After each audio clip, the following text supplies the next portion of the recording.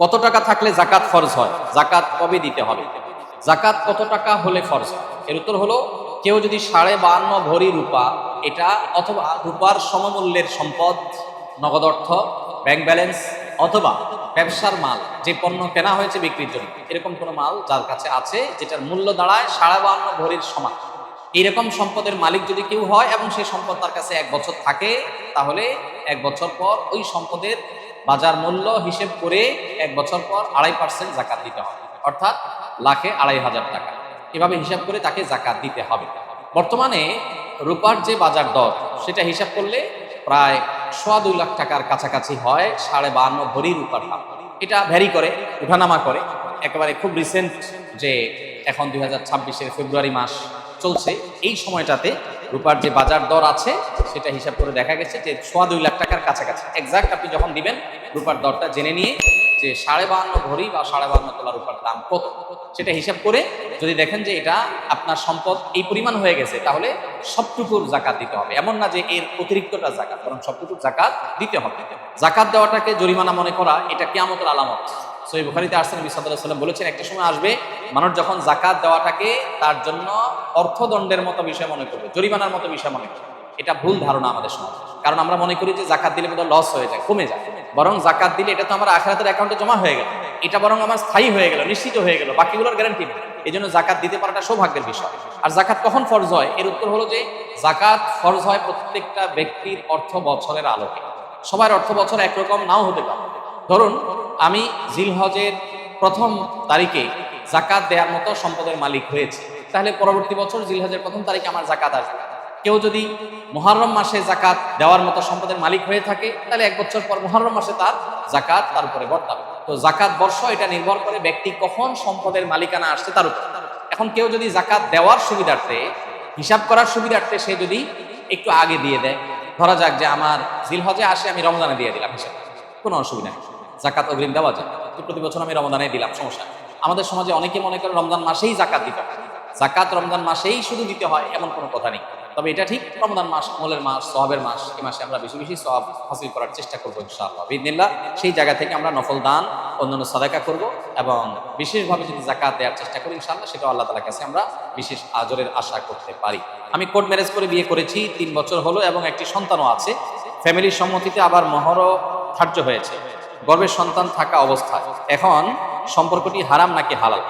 এই ধরনের প্রশ্ন উত্তরে আমরা বলে থাকি যে কোনো আলেমের সাথে সরাসরি সাক্ষাৎ করে শরণাপন্ন হয়ে তারপর উত্তর নেওয়ার চেষ্টা করবে।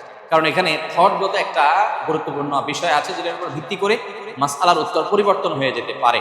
তবে মৌলিকভাবে আমরা বলে রাখতে পারি, সেটা হলো কোর্ট ম্যারেজ বলেন আর যে নামই বলেন, শরিয়াতে বিয়ের জন্য, বিশুদ্ধ হওয়ার জন্য যা যা শর্ত আরোপ করেছে তা যদি পাওয়া যায় তাহলে বিয়ে হয়ে যায়।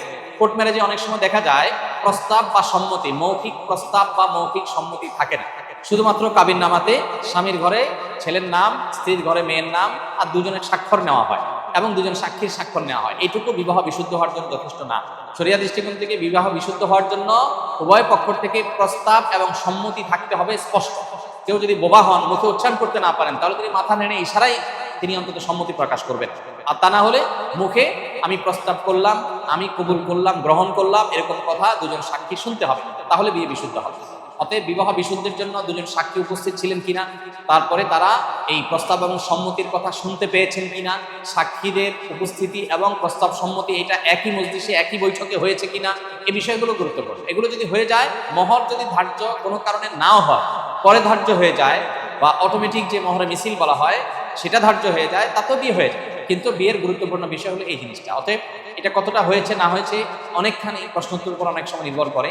এই জন্য এ ধরনের প্রশ্ন উত্তরের জন্য আমরা অনুরোধ করি যে ওলামা ইকরামের সাথে সরাসরি সাক্ষাৎ করে আপনার আশপাশে কোনো মসজিদে, গুরুত্বপূর্ণ মাদ্রাসাগুলোতে উপস্থিত হয়ে মুফতিদের সাথে সাক্ষাৎ করে আপনি আপনার ডিটেল বলে উত্তর নেওয়ার চেষ্টা করবেন। আসন্ন ফাউন্ডেশনে প্রতিদিন সকাল 8টা থেকে রাত 10টা পর্যন্ত ওলামা ইকরাম ফোনে উত্তর দেন এবং সরাসরি উত্তর দিয়ে থাকেন, সেখানে উপস্থিত হতে পারে। রমাদান এলেই মা বোনেরা প্রতিযোগিতামূলক কোরআন খতম দেন। অনেকে বিষয়টি বাড়াবাড়ি বলেন, কারণ হিসাবে যুক্তি দেয় যে দ্রুত পড়লে সহি হওয়ার সম্ভাবনা কম থাকে এবং অর্থ বুঝে পড়া ভালো। কথাটা কতটা যুক্তিযুক্ত? কোরআনে কারীম পড়ে শেষ করা, খতম দেওয়া এবং একাধিক খতম দেওয়া, বেশি বেশি তেলাওয়াত করা রমজান মাসে, এটা সালাফে সালেহ থেকে প্রমাণিত।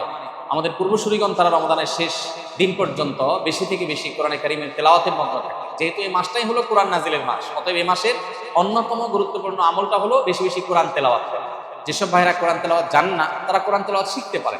আমরা সুন্নাহ ফাউন্ডেশন থেকে দীর্ঘ 1 বছর টানা পরিশ্রম করার পর আলহামদুলিল্লাহ যারা কোরআন সহি বা শুদ্ধভাবে পড়তে বা তেলাওয়াত করতে পারেন না, এমনকি আরবি অক্ষরও চিনেন না, তাদের সুবিধার্থে আমরা সহজ সূত্রে কোরআন শিখি নামে একটা কোর্স আমরা চালু করেছি এবং এই কোর্সটা প্রতিদিন তারাবির পর আমাদের ভেরিফাইড ইউটিউবে, অর্থাৎ আমার নামে যে ইউটিউব চ্যানেল আছে সেখানে প্রতিদিন একটা করে পর্ব আপলোড হয়। গত 2 রাতে 2টি পর্ব আপলোড হয়ে গেছে, আজকে তারাবির পরে 3 নম্বর পর্ব আপলোড হবে ইনশাআল্লাহ। 10 থেকে 15 মিনিট 20 মিনিটের মধ্যে ভিডিওটা, মাত্র 27টি ভিডিও ইনশাআল্লাহ পুরো কোরআন সহি করে শেখার জন্য তৈরি করা হয়েছে, অনেক পরিশ্রম করে, অনেক সাধনা করে। অতএব যারা সময় আছে তারা সেই ভিডিও ফলো করতে পারি, অথবা অন্য কোনো উপায়ে কোরআন সহি করে পড়বো। আর যাদের তেলাওয়াত সহি আছে তারা বেশি বেশি করবে। এখন কথা হলো, প্রতিযোগিতামূলকভাবে বেশি বেশি করে কোরআন খতম দিলে সেটা ভালো কিনা? উত্তর হলো অবশ্যই ভালো, তবে তার কোয়ালিটি যেন ঠিক থাকে। এটা ঠিক যে তাড়াহুড়া করতে গিয়ে কোয়ালিটি নষ্ট করে অনেক পরিমাণে তেলাওয়াত করার চাইতে কোয়ালিটি ঠিক রেখে আপনি সাধ্য অনুযায়ী তেলাওয়াত করা ভালো। দেখা যায় অনেকে হুলস্থুল করে কোরআন তেলাওয়াত করেন, কি পড়েন নিজেও বোঝেন। খতম দেওয়া উদ্দেশ্য হয়, এই খতমটা অর্থবহ না। আল্লাহ তাআলা আমাদের আমলকে মাপবেন, আল্লাহ আমলকে গুনবেন না। কিয়ামতের দিন আমল গণা হবে না মাপা হবে? মাপা হবে। অতএব আমাদের আমলের কোয়ান্টিটি না, দেখতে হবে কি কোয়ালিটি। এজন্য তেলাওয়াত সুন্দর করে করতে হবে, কিন্তু আবার কোয়ালিটির কথা চিন্তা করে অনেকের খতম দেওয়ারই আর সুযোগ হয় না, সেটা দুর্ভাগ্যের ব্যাপার। এজন্য কোরআনে কারীম বেশি বেশি তেলাওয়াত করা প্রশংসনীয়, প্রতিযোগিতামূলকভাবে করলে সেটাও প্রশংসনীয়, বেশি বেশি খতম হলে সেটাও প্রশংসনীয়। তবে লক্ষ্য রাখতে হবে তেলাওয়াতটা যেন তারতিলের সাথে হয়, শুদ্ধতার সাথে। আল্লাহ বলেছেন ওয়ারাত্তিলিল কুরআনা তারতিলা, তোমরা তারতিলের সাথে কোরআনকে তেলাওয়াত করো। অতএব সে বিষয়টি আমাদেরকে লক্ষ্য রাখতে হবে।